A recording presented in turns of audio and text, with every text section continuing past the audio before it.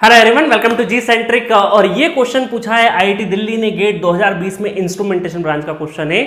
और क्वेश्चन देख के ही बहुत सारे स्टूडेंट इस क्वेश्चन को भिड़ जाते हैं करने के लिए। तो रंगीला और रुस्तम में क्या है, रुस्तम क्या सोचेगा, रुस्तम इस क्वेश्चन को देख के क्वेश्चन देखेगा, सर अच्छा सर 3 लूप दे रखे हैं, मेश लगाना है। और मेश क्या होता है, जो कॉलेज जब आप हम कॉलेज में होते हैं ना, आप और हम जब मैं भी जब कॉलेज में था और आप भी जब कॉलेज में रहे होंगे, तो मेश हमको सबसे अच्छा लगता है कि 3 लूप पे जल्दी से हम लोग क्या करें, मेश घूमते हैं। नोडल से थोड़ा सा डर लगता है, बट जब गेट की तैयारी करते हैं मास्टर जी बताते हैं कि यार नोडल सबसे बेस्ट है, तो फिर हम नोडल से हैबिचुअल होते हैं। बट शुरुआती दिनों में हम जब नेटवर्क सीखते हैं ना, तो हम मेश एनालिसिस को बहुत अच्छा समझते हैं। ठीक है, चलिए अब देखो यहां पर क्या है, रुस्तम क्या सोचेगा कि सर ने हमें बताया है कि 4 ऑप्शंस दे रखे हैं, फटाफट 3 इक्वेशन 3 वेरिएबल, और वो धड़ाधड़ यहाँ पे 1 बाय 1 1 2 3 सब में मेश लगाना स्टार्ट कर देता है, मेश लगाना स्टार्ट कर देता है। और नॉर्मली ह्यूमन टेंडेंसी ये होती है कि पहले वाले लूप में पहली में लगाओगे, फिर सेकेंड में लगाओगे, फिर थर्ड में लगाओगे, 3 इक्वेशन बनाओगे और इसमें कंपेयर करोगे। तो रुस्तम जो है वो आंसर तो लेके आ जाएगा, बट उसको थोड़ा सा टाइम ज़्यादा लग जाएगा, उसको टाइम थोड़ा सा ज़्यादा लग जाएगा। क्यों ज़्यादा लग जाएगा अभी बताता हूँ। अब रंगीला क्या कर रहा है, रंगीला थोड़ा सा क्वेश्चन को ऑब्जर्व कर रहा है कि यार मेश एनालिसिस है, ठीक है मेश तो लगा ही लेंगे, जो कि अंधे को भी दिखाई दे देगा कि मेश लगाना है यहाँ पे, तो मेश तो लगा लेंगे, उसमें तो कोई दो राय नहीं है। बट उसके साथ साथ हमें कोई यहाँ पे न्यूमेरिकल डेटा टाइप का क्वेश्चन नहीं है, हमें यहाँ पे क्या करना है, ऑब्जेक्टिव दे रखे चारों और इक्वेशंस को कंपेयर करके हमें टिक करना है। तो ऐसे क्वेश्चन में रंगीला को ये सिखा गया है उसके मास्टर जी द्वारा कि जब भी ऑप्शंस अवेलेबल होना, तो पूरा क्वेश्चन सॉल्व करने की बजाय आधा क्वेश्चन सॉल्व करके ऑप्शंस को एक बार नजर जरूर डालना, ताकि कुछ चीजें एलिमिनेट कर सके। और वहां से अगर एलिमिनेट हो गई तो हो सकता है बचा हुआ आधा क्वेश्चन आपको सॉल्व करने की जरूरत नहीं पड़े। समझ में आया आपको? तो क्या करना है, जब भी आपको इस तरह के क्वेश्चन देखने को मिले तो आपको पूरा क्वेश्चन सॉल्व नहीं करना है। अगर ऑब्जेक्टिव टाइप के है प्रॉब्लम, तो पहले आधा क्वेश्चन सॉल्व करके ऑप्शंस एलिमिनेट करने की कोशिश करिएगा।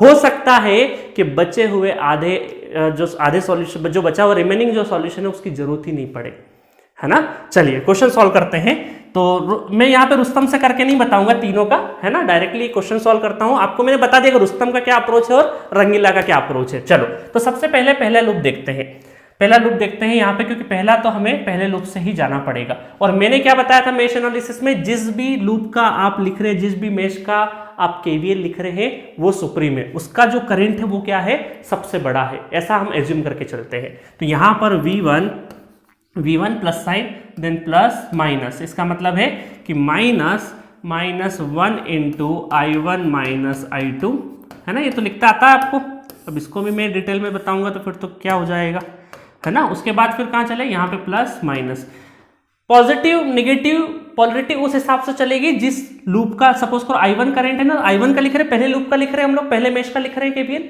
तो इसके हिसाब से ही डिसाइड होगा पॉजिटिव, क्योंकि ये सुप्रीम करंट है।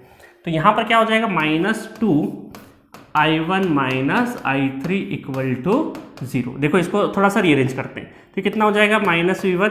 और इस तरह क्वेश्चंस में थोड़ा सा एक स्टेप ज़्यादा लगे तो चलेगा, क्योंकि कैलकुलेशन एरर के चांसेस काफ़ी होते हैं। 2I3 equal to 0।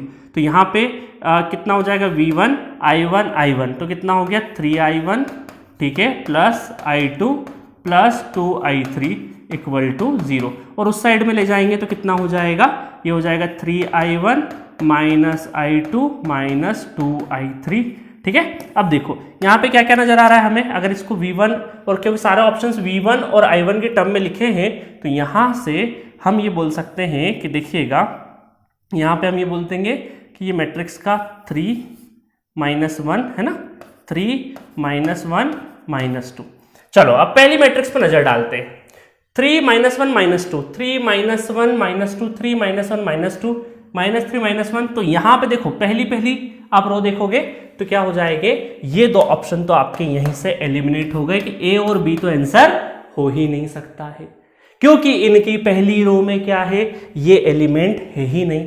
तो हमने एक मेश एनालिसिस, एक मेश की इक्वेशन से ये कंफर्म कर दिया कि ये 2 आंसर तो नहीं हो सकते।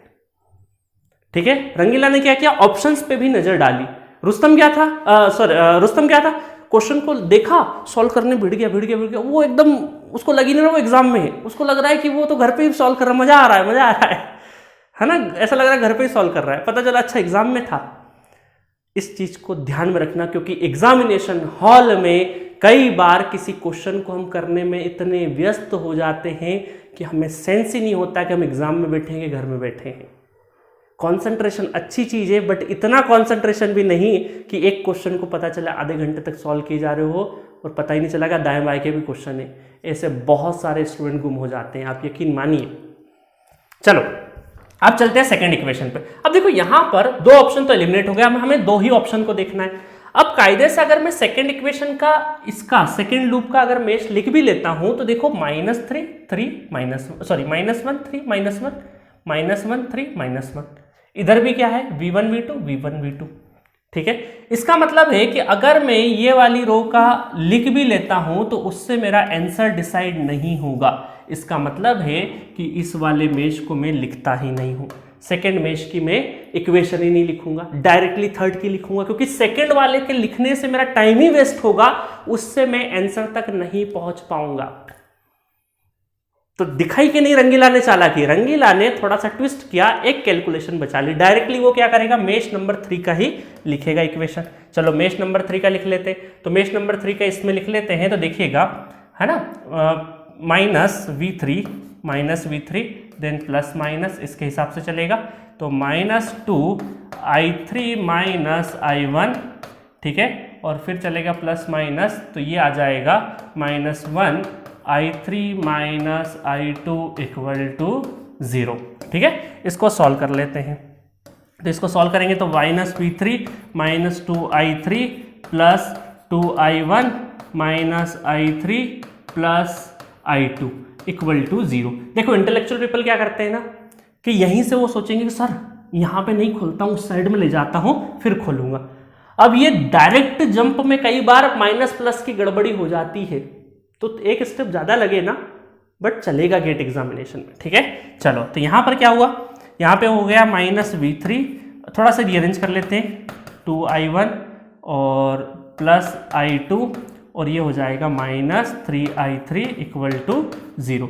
और देखो एक चीज और देखो, यहाँ पे क्या -v3 क्योंकि रंगीला ने ध्यान से ऑप्शंस देखे थे है ना, तो यहाँ पर क्या हुआ -v3 है, तो -v3 को एज इट इज रहने दो, इक्वल टू उस साइड में ले जाएंगे तो -2i1 -i2 और प्लस 3i3।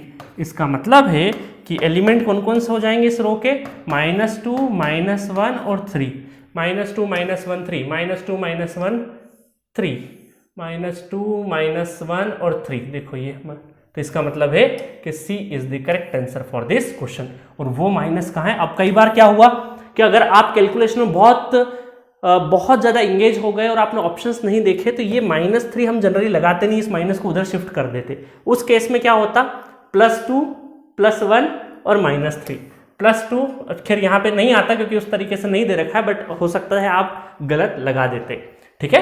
तो आपको इन चीज़ों का ध्यान में रखना है कि देखो यहाँ पर अब हमें एक लूप की जरूरत नहीं पड़ी, तो रंगीला ने यहाँ पे जब भी ऑप्शंस मिले, रंगीला की बात नहीं कर रहा हूं, जब भी आपको ऑप्शंस मिले तब आपको क्वेश्चन सॉल्व करने के साथ साथ ऑप्शंस पे भी एक बार नजर दौड़ानी है, क्योंकि हो सकता है कुछ ऑप्शंस आप एलिमिनेट करें। अब देखो हो सकता है कि आप ऑप्शंस पे नजर डालते शुरू से, और अगर एलिमिनेट थोड़ी देर के लिए कि आप एलिमिनेट नहीं करते, और जब एलिमिनेट नहीं करते तो आपके साथ में 4 ऑप्शन थे, चारों को आपको देखना पड़ता। यहां पे क्या हुआ, पहली स्टेप में हमारा पहली इक्वेशन से 2 ऑप्शंस गायब कर दिए हमने, तो सिर्फ हमारा कंपैरिजन बहुत आसान हो गया, 2 ही ऑप्शंस के बीच में कंपेयर करना है ठीक है। मजा आया क्वेश्चन में।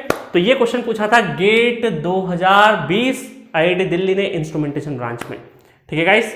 और अगर आपको नेटवर्क थ्योरी पढ़ना है, पूरा का पूरा कंप्लीट नेटवर्क थ्योरी 299 में अवेलेबल है, जी सेंटर एप्लीकेशन पे क्रैश कोर्स भी अवेलेबल है, पूरा का पूरा नया वर्जन वाला एप्लीकेशन पे अवेलेबल है। और चैट बॉक्स में कहीं पर भी वीडियो से रिलेटेड किसी क्वेश्चन में डाउट हो तो मुझ पे वहाँ पे पोस्ट करिए, वो चैट मुझ तक सीधा आता है और मैं वहाँ पे रिप्लाई करूँगा आपका ठीक है।